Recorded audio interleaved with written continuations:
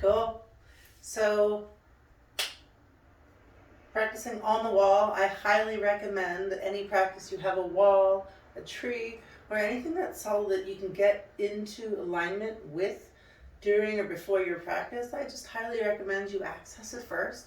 Get your muscle memory back. Get your body in the right place. Feel the weight in your fingertips. Remember where you need to be in your body. And so I like to start there, and then I like to go to tuck jumps. All right, and so tuck jumps are a way that beginning with our hands down and our shoulders stacked, the very next piece of the puzzle is getting the hips up over the shoulders. And so oftentimes when we kick up with one leg, rather than getting the hips up first, the feet come up first, which is fine. But the issue here is then we are using the feet to kind of swim up for alignment rather than using the hips to stack and then lifting from there. So what I'm speaking of is if I were to jump from the ground, my hands come down, shoulders come over wrists, I bend my knees and I jump with my shoulders already over my wrist, and I come to this tuck. And then I would straighten to handstand from here. All right, now a lot of us are just used to jumping from one foot, which is fine, but no matter what we do, there's some element that's coming back here and forward where we're still having to find the alignment from. And so it's often that if we jump too much, the feet come over and we find that arch. If we jump too little, we come into planche and we just find ourselves searching for the stack. So I love tuck jumps. I love to try them first on the wall and then like you just saw here. Okay, so to do a tuck jump on the wall, we're going to walk towards the wall. These jumps are going to be with our back facing the wall. So we'll place our fingers down, facing the wall before we jump. And I would recommend maybe putting your hand just about a hand's width away from the wall. So the idea here is, and you can also practice this with a friend, if you want your friend to be the wall and put your hand out, if you consensually allow them to have your hand there, because your butt's gonna hit it. All right, so the idea here is you're gonna start with your shoulders over your wrist, you're gonna hop. You want your butt to hit the wall first. So the idea here is that we're not searching for the wall with our feet, we're not planching our head forward, because if we do that, we're gonna get a nose job by the wall, which it might paint you orange, you might look like a clown or a little Rudolph, but which is fine, but I wouldn't recommend it.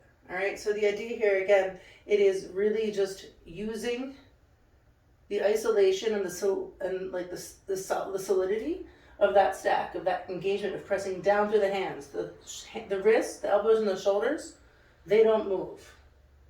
And then once that's at fulcrum, once that's that steady point, everything else moves, lifts, stacks on top of it. All right, butt hits first, butt searches for the wall. So I'm gonna come down, hands are shoulder width apart, spread your fingers. I'm gonna tuck my chin. I'm already in this place, all right? So as I press into the floor, I'm gonna press through my hands, find that protraction, that space across my shoulders, where I want to be. And this is where we'll jump from, tuck jump, butt to the wall. And if you don't go all the way, go a little bit harder. Yes, ultimately you want that float. You want to be just almost hitting the wall or having your butt hit first. Keep pressing into the floor. If you find yourself super bouncing away from the wall, either walk your fingers away, that one was a little hard, or jump a little less. And so you're gonna figure out the trial and error where you need to be, so that after you have however many jumps feel good for you to get into your body, you can now step away from the wall, either with a spot, with a friend, with a hand, or with no spot, depending on wherever you are, how comfortable you are. Maybe try some tuck jumps away from the wall and see if you can keep that engagement, that alignment. See if now maybe you want to planche, or if because the wall's not there, you have nothing for your butt to hit, and maybe your feet start searching for it. I highly recommend maybe grabbing a camera or a friend and just recording yourself, because so many times I think I know where my body is in space and I feel like I know what I'm doing, and then when I actually see played back where I was and the choices that my body, just the patterns that it made, It wasn't where I wanted to be, but where I thought I was. And so it helps me gain more awareness, to move slower, to really be present to my body and space, and to figure out really how to connect better with those intricacies to where is my body, especially when I'm upside down, which I know it might feel wonky and weird and just out of sorts at first, but you got this. Upside down is right side up. All right, so we're just gonna do a couple tuck jumps away from the wall. Here you're gonna notice your feet, they may wanna go back. And if they do that, you'll see that your shins are parallel to the ceiling. That's cool, but the thing is that when you straighten your legs, your feet are gonna go like this, and your legs are gonna kind of do this little mermaid tail, this noodle thing, which isn't so cool for your handstand. If you were in like a hand-to-hand and you do that for your base, it would not be cool for them either. So just things to think about, whatever your practice is.